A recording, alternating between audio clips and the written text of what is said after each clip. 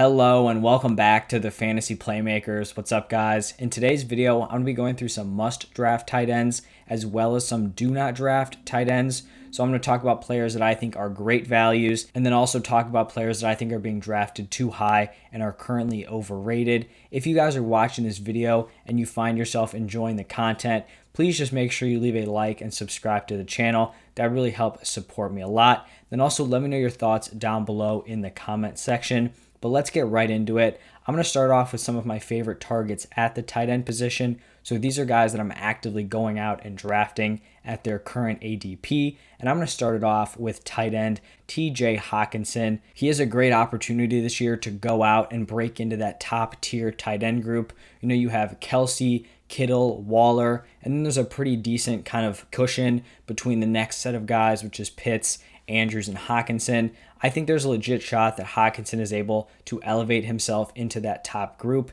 and really everything is trending in the right direction for Hockenson going into this season. He did have a decently underwhelming rookie season, especially considering that he was the 8th overall pick in the draft, but he definitely took some major strides going into his sophomore season. And this is something that's pretty common for young tight ends. You know, tight ends don't come in right away and perform at a top tier level. It usually takes them at least a few years to really settle into the NFL. And he did last year. He finished as the tight end 6 in points per game. And that's exactly where he's being drafted this season. The 6th overall tight end, and that is an early 6th round pick. I expect him to take another step forward this year, going into his 3rd NFL season.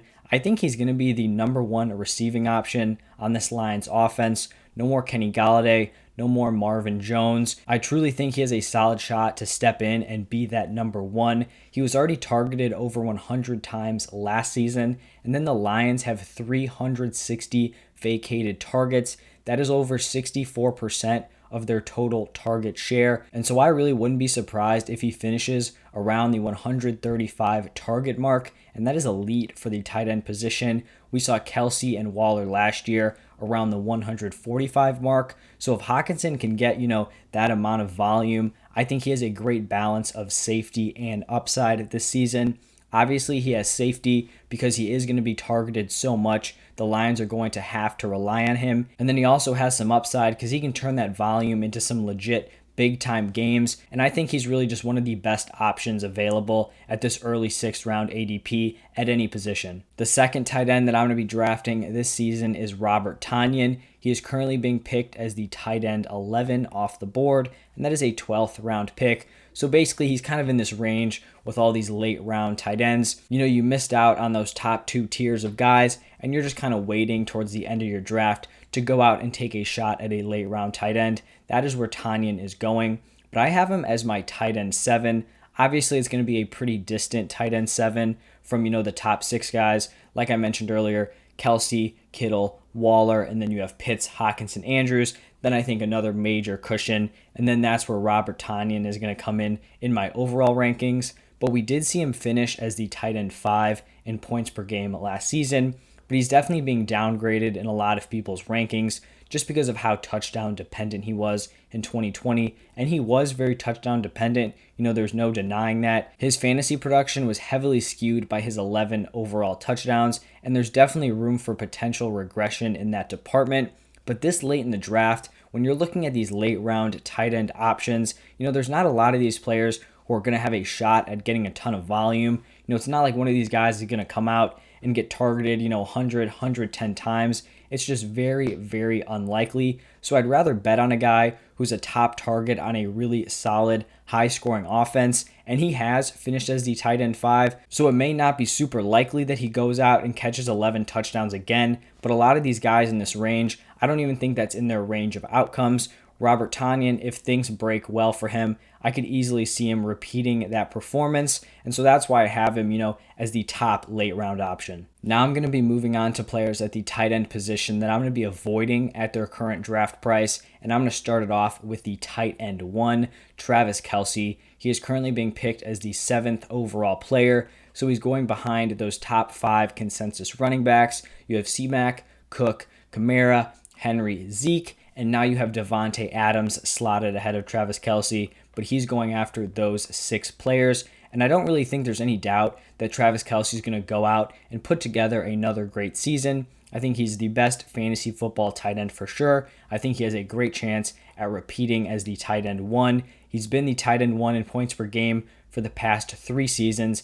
But in order for him to live up to this current ADP, he's going to have to replicate or improve on his 2020 season, which was his best season ever. He had career highs in receiving yards and touchdowns. And so I just think you're drafting him at his absolute ceiling. Prior to last season in 2018 and 2019, Kelce was the tight end one, but it was by a fairly small margin. It's not like he was just blowing these other tight ends out of the water like he did last season. And so when I talk about drafting him at his ceiling, you're basically drafting him as if he's going to outscore Darren Waller and George Kittle by like 3 or more points per game. But I'm just not really banking on that this season. I don't think he should be going a round and a half before Darren Waller and 2 rounds before George Kittle. At Kelce's current ADP, I would much rather be targeting like a mid-tier RB1 that's going to be anchoring my team for the entire season. The next tight end I don't like at his current ADP is Kyle Pitts from the Falcons. He's being picked as the tight end 4,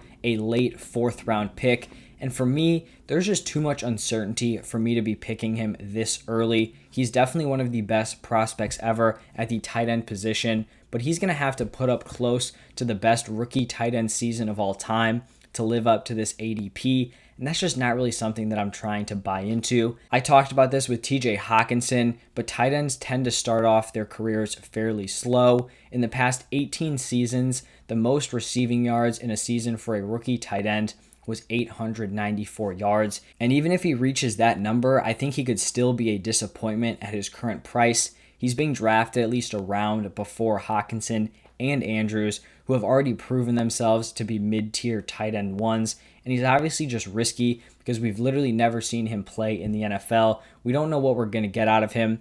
People seem to be acting like he's a lock to go in and ball out right away, but I just don't think you can ever be that sure. We've seen it with Jamar Chase. Everyone thought he was going to come in, ball out, be the wide receiver one for the Bengals, and look what's happening. He's been struggling. That's not to say that Pitts is going to struggle or that he's going to be bad, but there's just so much unknown, and you're passing up on solid wide receiver 2s and low-end RB2s for basically an unproven asset. And similar to Travis Kelce, I think he's just being drafted much closer to his peak than a middle ground between his floor and his ceiling. The last tight end that I'm not going to be targeting at their current ADP is Logan Thomas. He's being drafted as the tight end 7, and he's the first tight end off the board after the clear, top 2 tiers that I've already talked about in this video.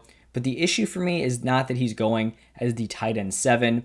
It's that he's going a round before Tyler Higbee, who's the tight end 8, and then almost 2 rounds before the Fant, Goddard, Tonyan group. I think that everyone can make an argument for who they like as their favorite late round tight ends. If you want to make an argument for Fant, you say he's a young tight end. You think he's really going to be able to make the jump this season. I already made the argument for Tonyan. For Goddard, you could say, this is his chance to take over as the tight end 1 for the Eagles. But my point is that all these guys have the potential, but none of them are really locks. And I don't dislike Logan Thomas, but I just don't think he should be going so far ahead of these other late round options. Like I mentioned, you could rank him as your tight end 7. I'd be fine with that, but I just don't think there's anything that's obviously superior about his role than the other tight ends that I mentioned. He's not going to have the same target volume that he did last year with Alex Smith. Also, there's just way more competition for those targets now that you have Curtis Samuel and De'Ami Brown in that offense. He definitely has the appeal of being a great athlete on an improved overall offense, more touchdown upside, but I just think there are better selections at his current ADP where you're going to be able to snag these other late round tight ends, maybe even 2 rounds after where Logan Thomas is being picked. All right, so those are some of the tight ends that I'm either targeting or avoiding this year for fantasy football. If you guys enjoyed the content, please leave a like and subscribe to the channel, and then let me know your thoughts down below in the comment section. I'll respond to everyone who comments down below. I appreciate you guys staying all the way till the end, watching and listening, and I'll see you guys next time.